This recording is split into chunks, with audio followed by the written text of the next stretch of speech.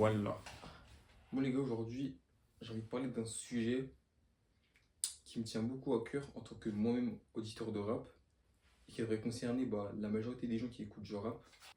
Donc le sujet c'est que on ne sait plus apprécier l'art des rappeurs. On ne sait plus apprécier les albums des rappeurs. Et je vais expliquer. Déjà le fait qu'il y ait beaucoup de sorties. Non, le problème c'est pas qu'il y ait beaucoup de sorties, je vais expliquer. Le fait qu'il y ait des sorties, albums et sons le vendredi, souvent le vendredi de 18h à minuit en fait. Moi, quand je vais sur SoundCloud, Spotify ou toutes les plateformes de streaming musical, si j'ai envie d'écouter une musique, genre je vais écouter cette musique. Imaginons qu'on soit un vendredi et qu'il y ait grave des sorties, je vais avoir le choix de pouvoir écouter ou consommer la musique que je veux.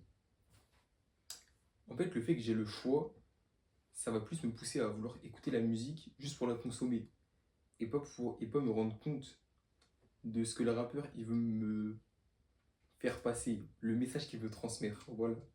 Je vais plus être concentré dans la consommation, juste pour dire ouais, j'ai écouté. Même pas pour avoir compris les lyrics, les paroles, les rimes, tout ça. Juste pour consommer.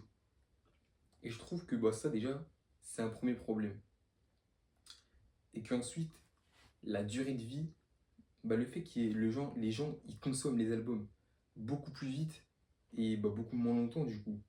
Parce que s'il y a beaucoup de sorties, il y a beaucoup de rappeurs qui vont être oubliés parmi ces sorties-là. Je sais pas si vous comprenez ce que je veux dire. Mais donc, le fait qu'il y ait beaucoup de sorties, ça pousse déjà à la surconsommation et ça raccourcit énormément la durée de vie d'un album.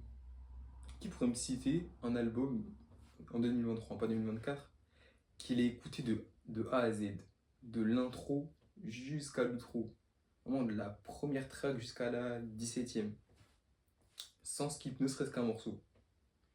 Moi en vrai, ce serait 24 de la FEF. 24 de la FEF et j'écoute vraiment tous les jours. J'en ferai une vidéo, mais pas maintenant. Mais donc pour revenir au problème, c'est que le fait qu'il y ait beaucoup de sorties, ça va totalement raccourcir le temps de vie d'un album. Au lieu de l'écouter pendant, je sais pas moi, pendant 1 an, 2 ans, l'album en une semaine, genre t'es lassé de l'album. Ou même tu l'as oublié et t'as plus envie de l'écouter. Le troisième problème du coup, c'est que le fait qu'il y ait beaucoup de sorties, ça va créer des fans hyper impatients et ce qui va mener au second axe du coup. Du côté des rappeurs. Le fait que les consommateurs, enfin pas les consommateurs du coup, les auditeurs de rap, ils veulent écouter beaucoup de musique d'un rappeur. Du côté du rappeur et de son équipe, bon, je répète beaucoup le mot rappeur, je tire l'artiste. Du côté de l'artiste et son équipe, ça va causer déjà beaucoup de hyper productivité. D'après, il y a un mal à ça. Il y a des rappeurs comme Jul en France ou NBA Youngboy qui envoie je sais pas, des 7 albums par an, il n'y a aucun problème à ça. Mais moi, ce que je veux dire, c'est que je comprends les rappeurs qui vont sortir un album sur 2 ans. Enfin, un album tous les 2 ans. Parce que déjà, premièrement, moi, je vois ça plutôt comme un signe d'authenticité et de rareté. Et c'est le contraste qu'on peut faire entre un rappeur, par exemple, comme que j'écoute beaucoup, Alpha One. Genre, ça fait d'un dernier album, bon, c'était UML en 2018, mais c'était un mixtape. D'un mixtape, ça fait 2 ans, 3 ans, c'est sorti en 2021. Et je trouve que la différence avec un rappeur qui produit pas beaucoup, ça va apporter plus de rareté. Et quand le rappeur, donc, il va sortir un album, on va pouvoir écouter sa musique pendant longtemps. Étant donné que il crée ce sentiment de rareté. Il fait attendre les fans et c'est beaucoup plus authentique qu'un rappeur qui va sortir donc 15 projets par an. Moi après, je vois la chose comme ça.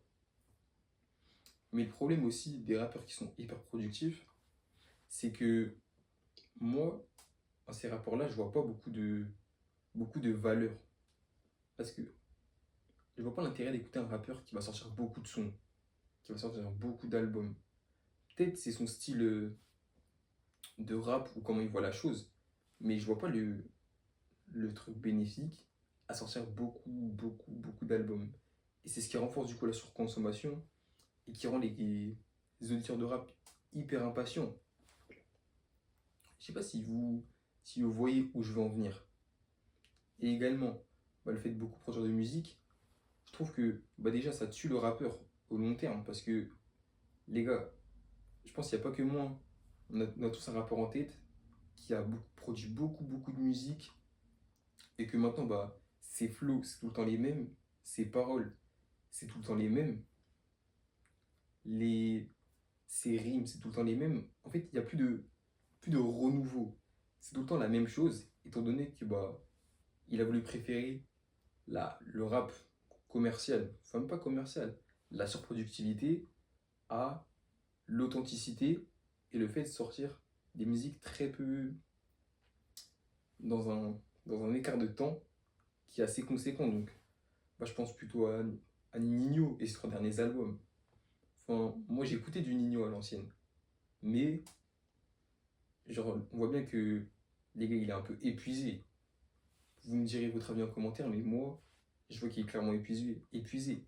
Et les seuls albums que j'écoute de lui, c'est Miles, hein, MILS 1 et c'est tout. Parce qu'à cette époque-là, il apportait un truc. C'était un rappeur, il était là, il était authentique. Mais bon, tant mieux.